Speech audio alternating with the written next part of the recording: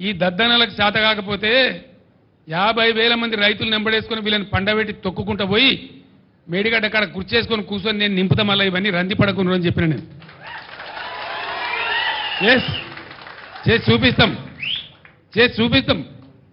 గోదావరిలో నీళ్ల ప్రవాహం మొదలైన తర్వాత బరాయితో సంబంధం లేకుండా నీళ్ళు లేపచ్చు.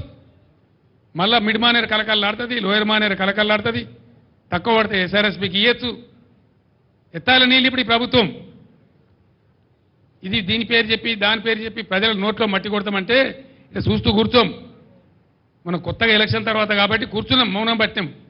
కానీ నేనే పోతా గోదావరిలో 20,000 క్యూసెక్లు దాటిన తర్వాత వీళ్ళు నీళ్లు ఎత్తడం ప్రారంభించకపోతే నేనే ఒక 50,000 మంది రైతులు వేసుకొని పోతా. తొక్కి వీళ్ళని పండబెట్టి తొక్కి ఆ మూటలు నడిపిస్తాం. మేము ఊరికే గైడే చేతులు ముడుచుకొని లేం, ఉండం కూడా. లత్కూర్లమట, రండలమట, మరి ఇంకేమి మాటలు, చవటలమట, దద్దమ్మలట. చంద్రశేఖరరావు, మేమేమి దొంగ పాస్పోర్ట్లు అమ్మి రాజకీయాలకు రాలే. ఒక గొప్ప చరిత్రతో రాజకీయాలు వచ్చినాం. ఉన్న బాధ్యతలని నిజాయితీగా, కమిట్మెంట్, సిన్సియారిటీతో చేస్తున్నాం. నీలాగా కాంట్రాక్టర్ల కమిషన్ బ్రోకర్గా పనిచేయలే ఇరిగేషన్ సెక్టర్లో. సిగ్గుశరం ఉండాలి నువ్వు మాట్లాడిన మాటలకి. ఈ రాష్ట్రంలో నేను అంటున్న మాటలు ఇవి, ఇది రాజకీయ విమర్శలు కాదు, ఇది వాస్తవాలు. ఈ రాష్ట్రంలో కృష్ణా జలాలు కానీ గోదావరి జలాల్లో కాంట్రాక్టర్ల కమిషన్ల కోసం కాంట్రాక్టర్ల బ్రోకర్లా పనిచేసి ఈరోజు ఈ పరిస్థితి వచ్చిందంటే నువ్వే కారణం. రైతుల పంటలు కొన్ని చోట్ల ఎండిపోవడం ఇది చాలా బాధాకరమైన విషయం. మా ప్రభుత్వం డిసెంబర్ నెలలో వచ్చి అప్పటికే వర్షాకాలం పూర్తయిపోయి అప్పుడున్న నీళ్లతో ఏ విధంగా ఈ రాష్ట్రాన్ని, ఈ ప్రజలకి మేలు చేయాలనే చిత్తశుద్ధి, కమిట్మెంట్, సిన్సియారిటీ, నిజాయితీతో ముందుకు పోతున్నాము. వర్షాకాలంలో నువ్వు ముఖ్యమంత్రి,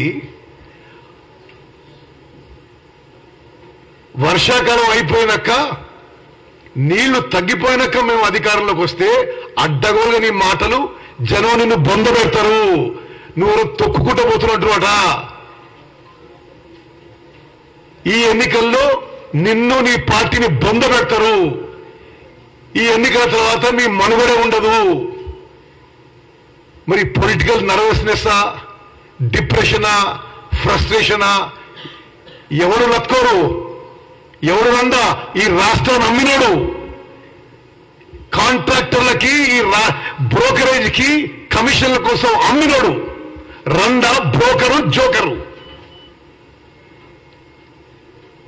కృష్ణా జలాల్లోనేమో వైఎస్ జగన్మోహన్ రెడ్డికి అమ్ముడు పోయి వైఎస్ జగన్మోహన్ రెడ్డితో కుట్ర పన్ని కృష్ణా నదీ జలాలు అక్రమంగా ఆంధ్రాకి తరలిసిపోతుంటే దాంట్లో భాగస్వామ్యం నువ్వు. ఈరోజు ఉమ్మడి మహబూబ్ నగర్, ఉమ్మడి నల్గొండ, ఉమ్మడి ఖమ్మంలో నీటి సమస్య వచ్చిందంటే కేసీఆరే కారణము. నేను శాసనసభలో అంకెలతో సహా చెప్పడం జరిగింది.